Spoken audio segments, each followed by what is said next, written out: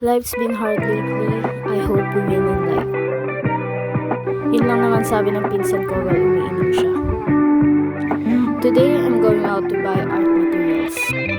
After I posted this, may lumapit sa akin, which is another pinsan ko. I don't have any money whatsoever, and my art is still not that good.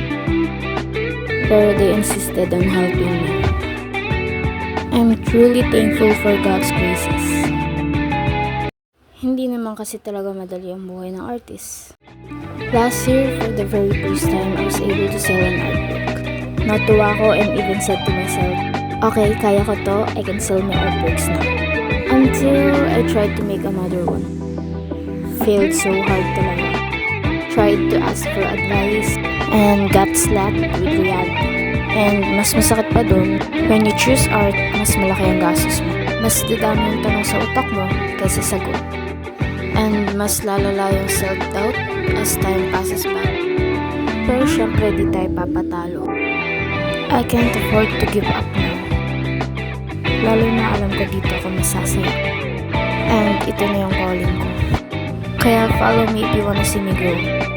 Di din naman to sa pilitan. Okay, bye!